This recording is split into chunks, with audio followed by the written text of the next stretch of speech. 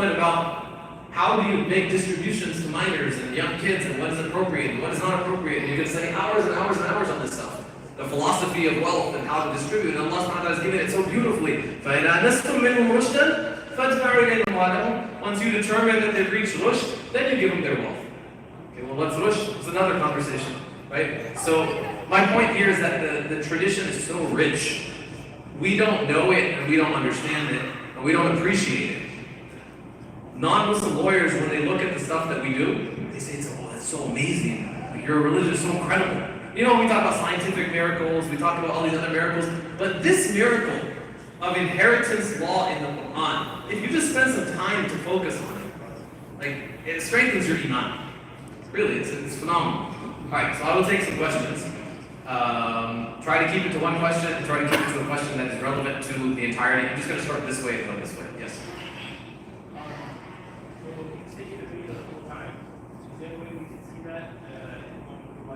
Is there a way to watch the video? I have no idea. I don't know where this video is going. I don't know anything about the video. Okay. So is this on like Facebook or where is it? I don't know where it is.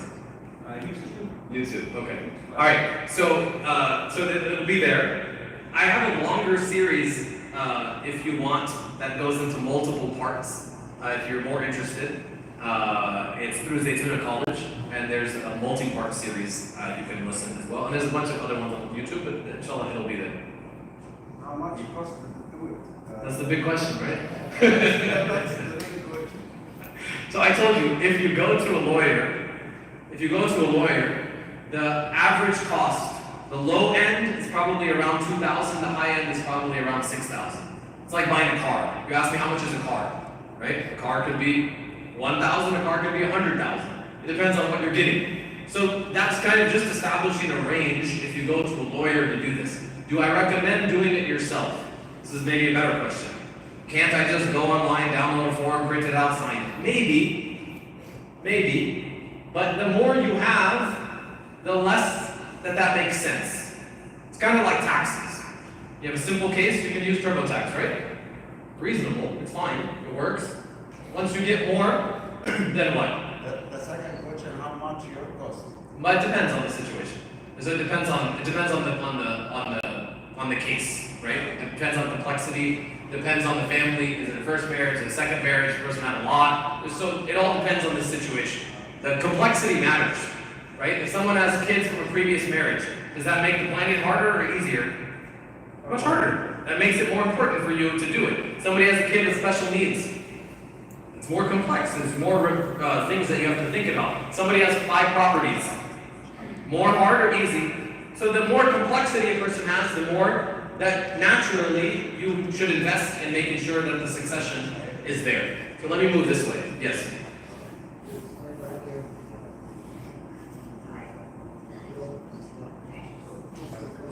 Yes. So to understand, what is a trust? It's a bucket. It's a hypothetical bucket. It's not like a real bucket, but it's a document you create, which creates an entity, and you're putting your assets inside of that bucket. So the legal title to your house will be owned by your trust. If you make a trust, it will become the owner of your house. Who's done this? I mean, some of you have done this with me, but just so. It's not that hard, right? Ahmed, it's not that hard, right? You put your house inside of the trust owns it. Then, if you pass away, or you both, wife and husband, pass away, it doesn't go to court. It's that simple. Because the owner never died. Who's the owner? The trust. The trust never died, because the trust, only you go to court when someone dies. The trustee might die, will die eventually. You have a backup trustee in the paperwork. If not Ahmed, Khalid. If not Khalid, Muhammad, whatever. You put a list of people, your brother, your dad, your friend, your son, your whatever. And you make a list, right? So that's why the trust, all of the mirath, all of the distributions should happen inside of the trust. And that covers, so the will is part of the trust. The sadaqah jariyah, the wasiyah is part of the trust. Everything is part of the trust. You still have a will that says, if I forgot some assets, I have a car, I have a small account, I have stuff in my house. They're governed by your will. What does the will say? It says everything I go to my trust. You couple these two together. Do you have a will? It says everything I own should go to my trust. Inside of the trust, you have all the rules. This is the best case scenario. Now I understand to your question, not everyone will want to spend a few $1,000s to do that, fine. But the reality is that's the best sort of scenario. If not today, tomorrow, at some point, the cost of probate will always exceed the cost of the setup. This is like preemptive medicine. You go to the doctor for checkups, it's going to cost you less than an ER visit. This is just the reality, right? So this is not to say that going to the doctor for preemptive visits doesn't cost you something. Of course it does, right? So that's my point. Yes. Yeah, sister Anisa, like she has a given plan that you take that, in case. Yeah, so I mentioned to you from my thing, if you have MetLife insurance through Intel, through Honeywell, through Banner, through large employers, that we do take. No, it's a legal thing from your employer. It's called legal insurance. So if you work for these large companies, they offer this benefit. Not about life insurance. Yeah, I'm talking about this thing that covers, it's just one of the perks of working in these big companies. They offer this to you. And if you have that, then we can do trust through that. I'm sorry? Ask your employer. Yeah, check with HR and say, hey, do you have this benefit for estate planning? Large companies typically do. So you can check on that. Let me just keep going this way a little bit, we'll come back through. Yes, yes. Yeah, the trust over all the roles. Second question is, you get married and you have a divorce. Yes. Your wife, Good. go according to the trust or according to the Good, very good question. So the questions are, does the trust govern everything and what happens if somebody gets divorced? Right? These are very important questions. The trust covers everything, but only if you put it in the trust. And this is again why I think a lot of self-help and a lot of cheap solutions don't work. Because you will make a trust. You could go to somebody and the signs on the street, trust $6.99 or whatever, these trusts, things on the side of the road. You will make a trust, but you won't put your assets in the trust. So the things are still outside of the trust. So you made a trust, what did you accomplish? Nothing. You paid a bunch of money to write a piece of paper, you signed it, and that's it. It didn't do anything. So in order for this trust to work, the assets must be inside of the trust. Or must be beneficiary to the trust. This is a process. I don't, sometimes in the Muslim community, it always comes down to cost. You just understand, you don't do your own oil changes, for the most part, right? You go to someone who knows how to do it, and you do it, and you pay them. This is just kind of an expectation. We try to do everything ourselves sometimes, and it fails. So this is why I'm sort of emphasizing this point. The trust works very well if done correctly. Okay? And if done correctly, it just requires work. So you're going to have assets. Some people have old employers, they have small 401ks, they have some crypto, they have this bank account, they have this, they have that, all these different things. You got to make sure everything gets transferred into that trust. It's a process. But once that happens, then the trust governs, nothing goes to probate. Question number 2, hold on. So, hold on. The question number 2, I want to take one from each so that I'm not taking too much time with one person. So, the question about divorce. This comes up in a lot of conversations. Arizona law says what in case of divorce? Half-half. Is that Islamic? No, but that's Arizona law. So, that law is going to govern if someone gets divorced. It's 50-50 in Arizona law. Now, is that an Islamic thing? No. But you didn't do the planning, again, when you got married. So now you're complaining that I'm getting divorced and my wife or my husband is taking 50%. What was the better solution? Do a prenup. If someone's upset that my spouse is taking what's not their entitlement, you should have thought when you were spending so much money on the wedding planning that I also should make a prenup. The prenup, just like the trust, allows you to opt out of the default system. I mean, the default system is 50-50. If you don't like it, no problem. Both of you agree on a system as long as you both meet the requirements. Again, this costs money. People don't want to spend money. You have to go to 2 lawyers. You have to meet some requirements. You have to do these things. And then you both can agree on something. And if, la subhanallah, the marriage ends in a divorce, it's very clear who gets what. You don't fight. You don't end up all over the, paying lawyers tens of thousands of dollars for divorce fees. People know that these things are messy. So I believe very strongly in prenups. I believe very strongly in trusts. I believe that the state allows you to do whatever you want, but you have to work and do the effort to achieve that. If you don't, then you can't complain, right? So now to answer your question, what happens in a divorce? Generally speaking, the things will get split 50-50. This trust doesn't change that. However, you can change it by doing what's known as a post-nup. Now, a lot of spouses are not going to like this idea. so this might not work. Fine. Understood. You can say, at least I will do planning for my 50%.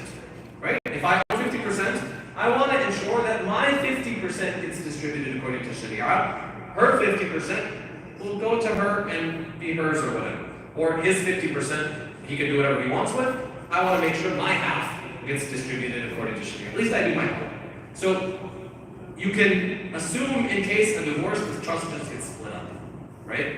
It'll be part of any divorce proceeding, and people can fight about it and so on and so forth. But if the couple comes to me and says, I want to stipulate this is his, this is hers, this is mine, this is ours, we can do what's known as a post-nup, and we can make it legally binding. And upon her death, this happens. Upon his death, this happens. Okay? So again, specific, just to make it, these are good questions, but I want to make sure that the questions are of general applicability. It's not like I have this unique scenario. Just don't ask me a I have some question. Ask me a everyone can benefit question. Yes. Can you take out the proper wealth, any money after you put in the trust? Yes, good question. What is this trust? It's your trust. Okay? So whatever you put inside, you can take out. You can buy, you can sell, you can add, you can subtract, you can change, you can delete. You can pick Ahmed to be the trustee. After a year, you get into a fight with Ahmed. Say, I don't like Ahmed anymore. I want to pick Khalid. That's fine. It's all good. Right? You want to buy a house? You want to sell the house? No problem. You sign the paper. Ahmed, trustee of Ahmed's trust. Money goes into Ahmed trustee's bank account. You are the trustee. You manage it entirely. You set it up with your wife. You and your wife are the trustees. You both manage it, just like you're doing today. Nothing changes. One of you dies, the other one becomes a trustee, the next one dies, and you go back to the next one. I'm just going to keep one question per person, just out of respect for everybody. Yes? So the question I have is, I'm sorry, it's kind of like a two-part question. But the first question is, when you break the trust, what would you recommend the state to do that method? What state should your trust be in? The state you live in. Yeah, it doesn't matter whether it can be Wisconsin or Wherever you live. this is the best time. Yeah. In terms of the name, right? So let's say someone tries to, because generally speaking, this is the way to, I'm going to speak name taxes. But Yeah. So the question is, when you make a trust, what should you name it? You can name it ABC Trust. You can name it Ahmed Family Trust. You can name it, Blue Sky Trust. You can call it Alhamdulillah Trust. Whatever you want. You want to be anonymous, you can pick an anonymous name. The reason why I asked that question is because the point of the trust is to keep you kind of protected, right? Kind of protect you from.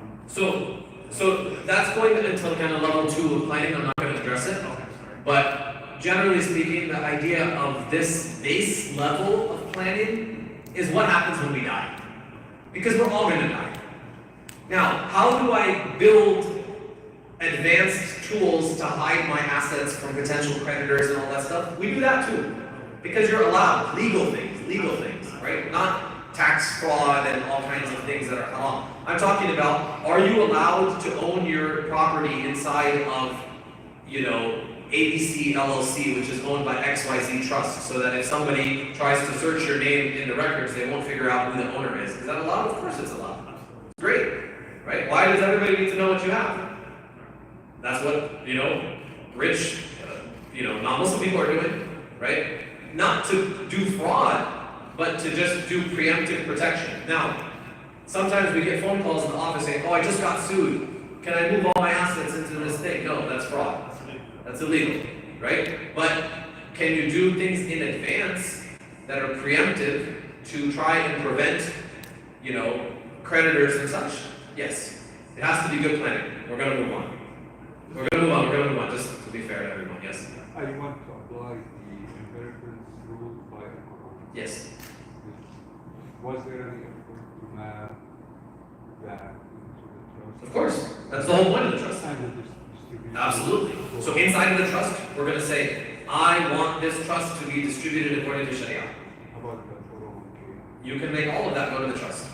Inside of the trust, we say, I want this to be according to Sharia. We don't hide that. Like, I'm not afraid to write, I want this to go according to Sharia. Because if you follow the rules, your thing will be respected. Right?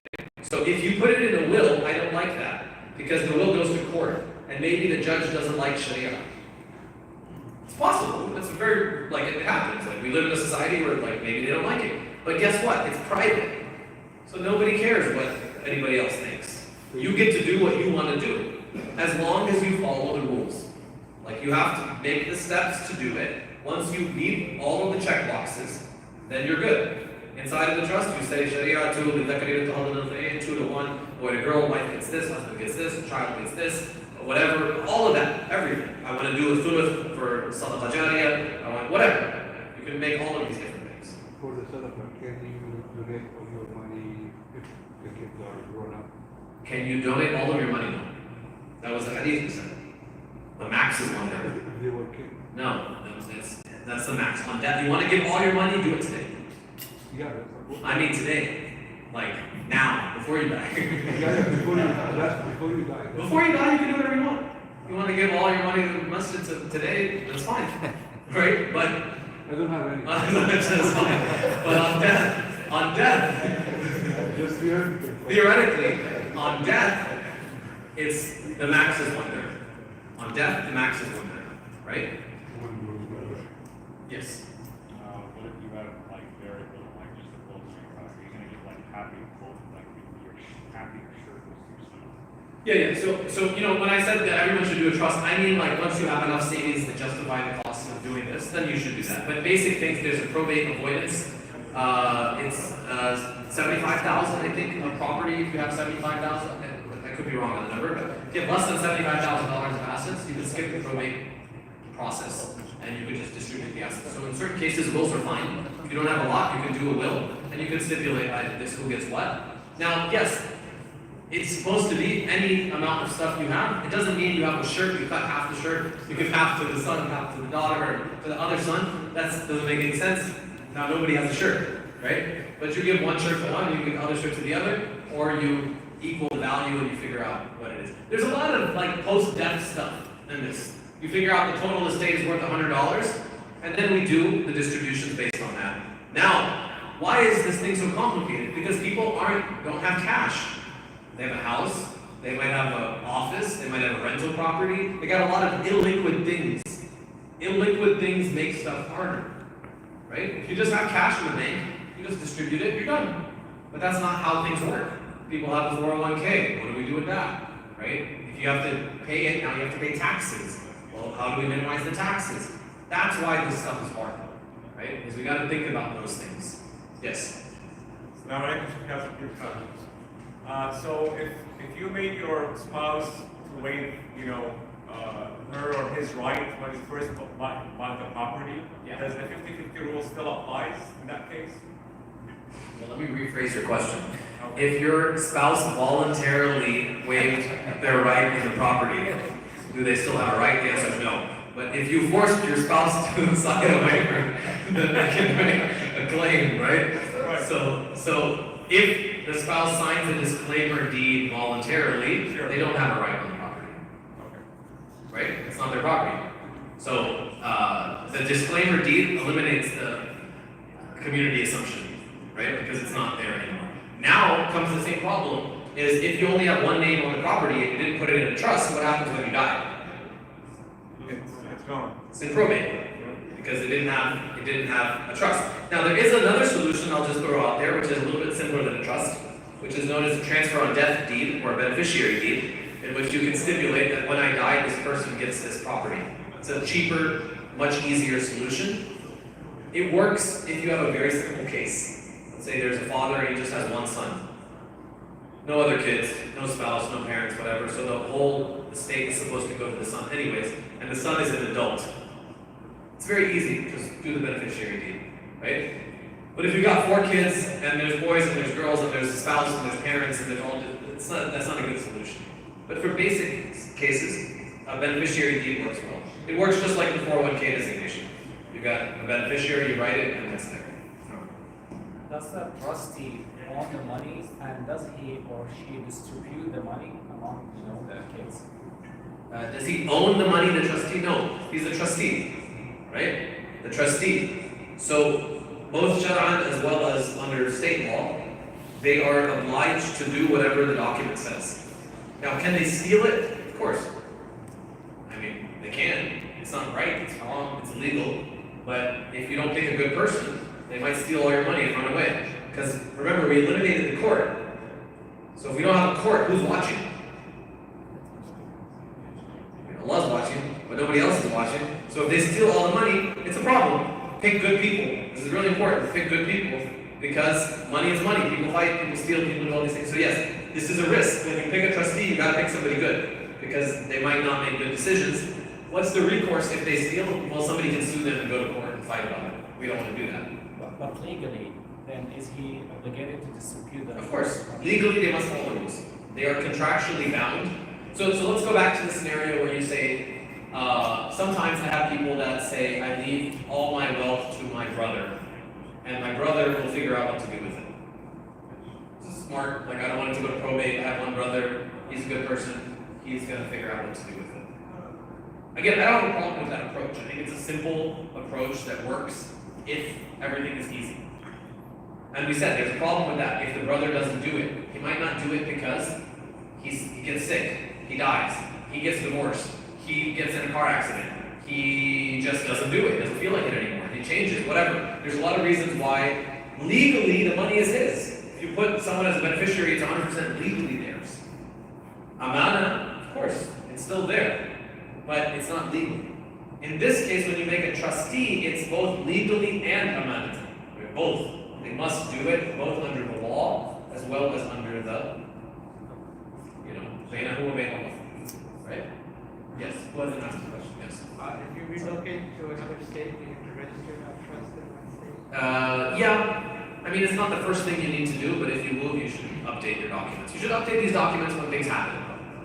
Marriage, divorce, birth, death, moving, right? Big financial changes. Like, these are times that justify updates. You move, you get a different driver's license. It's just things you do.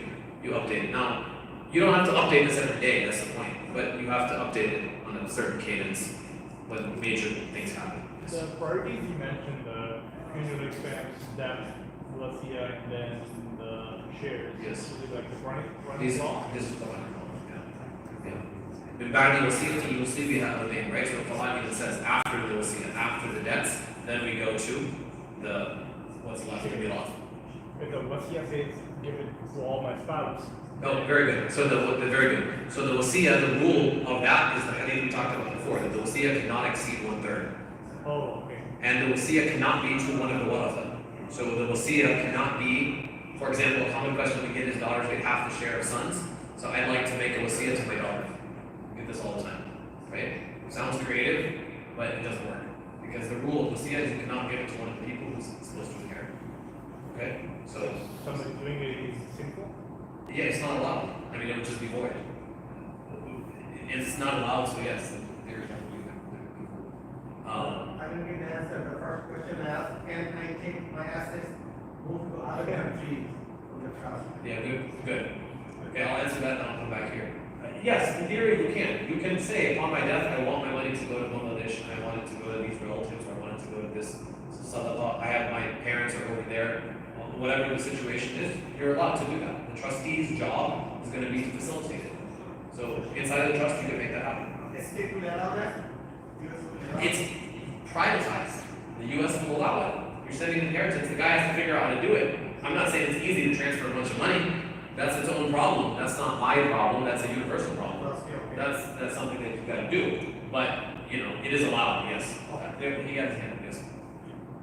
If some asset is not inside the trust, Yes. but the will says whatever I own, Yeah. it belongs to the trust. Yes. In that case, will the assets outside the trust be Yeah, covered? good. And I'm just going to stop at 9 o'clock so you know. So when you're leaving, I'm just going to take one or two more questions. So if you have assets outside the trust, what happens to them? They're governed by the will. If they're small amount, then they can skip probate. Small amount meaning generally less than 75K. If they are large amount, then you go through probate to get them into the trust, right? So that's the short answer. Is try to make sure things are funded into the trust. Yes. talk. The will is too basic. It's just paper. It says, I die, give this to these people. The trust is an actual thing that you make, and you put your assets inside. And then after death, it'll be distributed. So there's a difference is when you write a will, you still own everything. When you create a trust, you are not the owner anymore. You are the trustee. Yes, you can buy, sell, add, subtract, change, delete, whatever. But technically, you're doing so in your capacity as a trustee. And then you picked your wife and your son and your brother and your mom, whatever, to be backups. So that's why that's so much better. Because if it's still in your name, and it's only in your name, then it goes through probate. Whatever's in a trust avoids probate. That's the crux of it. Yes, last question. I just wanted to ask you about irrevocable. Yeah, so that's advanced. I mean, that's more of a consultation question, but if somebody has asset protection desires, wants, tax strategy work as a business owner, trying to become, those are where irrevocable trusts are used. I'm sorry? There's a discount, run a discount on everything, right? So, irrevocable trust we do, like if you're gifting to your child, right? Child's too young, you want to make gift. I didn't mention this at all because it's not relevant to most people, almost anyone, but if somebody has more than 13 million, then there's a 40% tax. 40% tax, massive tax, right? So it doesn't impact 99.9% of the population, but for the population that it does, it's an incredibly huge tax, 40%. And so there's an entire industry around planning to mitigate that tax. It's called the estate tax. Irrevocable trusts are used primarily for avoiding that tax. Okay? There's other reasons, but that's the foundational reason for doing irrevocable. Asset protection is the other one. So lifetime asset protection for potential future creditors. All right, so I hope you found that beneficial. I shared my contact information. You can reach out. You can schedule time if you would like. As I said, those of you that work for Intel and other companies that have MetLife legal insurance, we can do it through the insurance. It will save you thousands of dollars. So it's a great opportunity. Sammy is here. Also, he's operations director for my office. So you can talk to him. You can talk to me. And inshallah, we look forward to assisting you, and hopefully you found it beneficial and useful, and you can do something with it. Jazakumullah khairan, subhanakallah wa bihamdihi, ashhadu an la ilaha illa anta, astaghfiruka wa atubu ilayk.